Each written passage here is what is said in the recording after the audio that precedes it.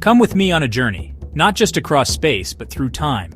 We'll meet the minds who dared to look up and ask why, the titans who reimagined our universe. This is the story of gravity, the invisible force that orchestrates the cosmic dance. From Earth at the center to the sun, to the fabric of space-time itself, our journey follows a relay of genius across centuries. So strap in, our spaceship of the imagination is ready to launch.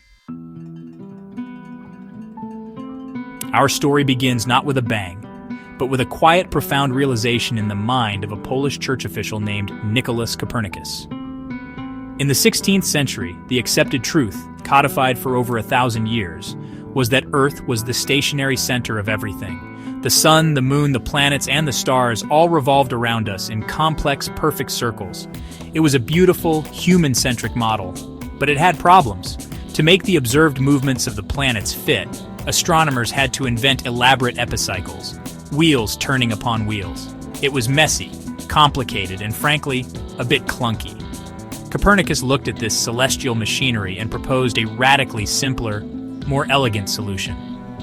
What if, he wondered, the Earth wasn't the center? What if the sun was? What if our own planet was just one of several, all orbiting our local star? This heliocentric model explained the strange retrograde motion of planets like Mars in a much simpler way, as an illusion created when the faster-moving Earth overtakes a slower-moving outer planet. It was a monumental shift in perspective, demoting humanity from the center of creation to just another wanderer in the cosmic dark. For fear of ridicule and heresy, he waited until he was on his deathbed to publish his life's work on the revolutions of the heavenly spheres, setting the stage for a revolution he would never live to see. The Copernican model was elegant, but it lacked one crucial thing: hard data to prove it was better than the old system. Enter Tycho Brahe, a flamboyant Danish nobleman with a prosthetic nose made of brass and an unquenchable passion for precision. Tycho didn't fully buy into Copernicus's sun-centered universe, proposing his own hybrid model where the sun orbited the Earth and the other planets orbited the sun. While his model was wrong, his method was revolutionary. On his private island observatory, Uraniborg, funded by the King of Denmark, Tycho built the greatest astronomical instruments of his time. Night after night, for decades, without the aid of a telescope, Tycho and his team made the most precise and comprehensive naked-eye observations of the stars and planets ever recorded. He meticulously cataloged the positions of over 700 stars, tracked the meandering paths of the planets, and recorded a supernova in 1572, proving the heavens were not perfect and unchanging. He wasn't just stargazing, he was creating the single most important data set in the history of astronomy. He had no idea that his obsessive, lifelong quest for accuracy would provide the raw material for the next great leap in our cosmic understanding, placing the key to the universe into the hands of his future assistant. After Tycho's death, his treasure trove of data fell to his brilliant, mystical, and tormented assistant, Johannes Kepler. Kepler was a true believer in the Copernican system, convinced that the universe was governed by divine mathematical harmony. He was tasked with solving one particular puzzle from Tycho's data, the orbit of Mars. For years, Kepler struggled, trying to fit the orbit of Mars into a perfect circle, the shape that everyone from the ancient Greeks to Copernicus himself assumed was the only one worthy of the heavens, but the data wouldn't lie. Tycho's precise measurements showed a persistent discrepancy. After countless failed calculations and moments of despair, Kepler had a breakthrough of stunning genius.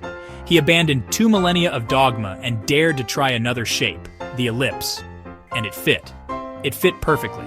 From this, he derived his first 2 laws of planetary motion, that planets move in elliptical orbits with the sun at one focus, and that a planet sweeps out equal areas in equal times, meaning it moves faster when it's closer to the sun and slower when it's farther away. Years later, he added a 3rd law, a beautiful mathematical relationship between a planet's orbital period and its distance from the sun. Kepler had found the rules of the road for the solar system. He didn't know why they worked, but he had described how they worked with uncanny precision.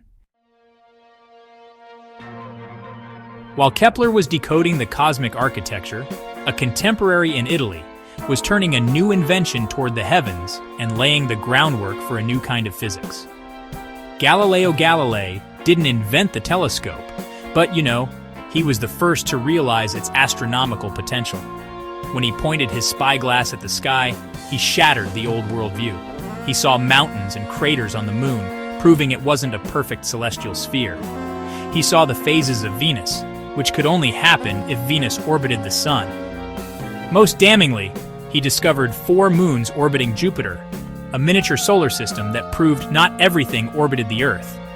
But Galileo's contributions went beyond the sky. He was interested in motion here on Earth. The prevailing Aristotelian view was that heavier objects fall faster than lighter ones.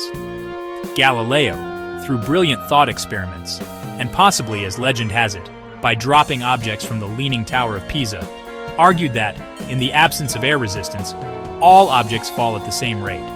This concept of uniform acceleration was a radical departure from ancient physics. By connecting the heavens and the earth through observation and experiment, Galileo not only championed the Copernican model at great personal cost, but also began to write the first lines in the rulebook of motion that the next giant would complete. All the pieces were now on the table. Copernicus had rearranged the solar system. Kepler had described the laws of its motion. Galileo had established the principles of inertia and acceleration. But, the ultimate question remained: why? What was the invisible tether that held the planets in their elliptical paths? What was the force that pulled an apple from a tree to the ground?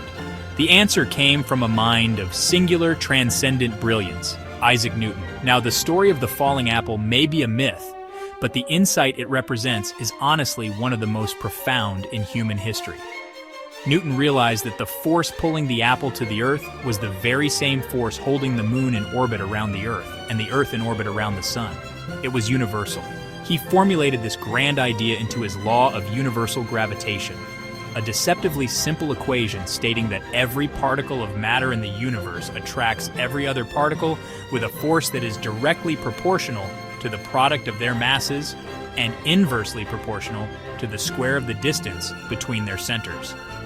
In his masterwork, the Principia Mathematica, Newton used this single law, combined with his laws of motion, to derive all of Kepler's laws, explain the tides, and predict the motion of comets. The universe was no longer mystical. It was a grand, predictable machine, running on knowable laws.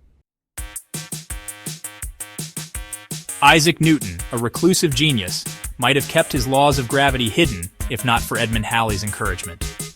Halley convinced Newton to publish his work, and even funded the Principia Mathematica himself.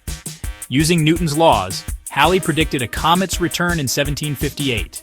The comet appeared right on schedule, forever bearing Halley's name, a triumph of science and friendship. For over 2 centuries, Newton's law of gravity explained the cosmos with breathtaking accuracy, even leading to Neptune's discovery. But a tiny wobble in Mercury's orbit hinted at a deeper mystery. To a young Albert Einstein, this was a clue. He realized gravity wasn't a force, but the warping of space-time itself. Mass and energy curved the fabric of reality, guiding planets along the straightest paths through curved space-time. Einstein's theory was confirmed in 1919, forever changing our view of the universe. Our journey ends here, but the story of science never does. From Copernicus to Einstein, each mind built on the last, passing the baton of discovery through generations. Science is a relay, progress made by a community, not a lone genius. Today, astronomers and physicists continue the quest, exploring mysteries like dark matter and the Big Bang. The next great leap could begin with anyone who simply looks up and wonders. The cosmos awaits.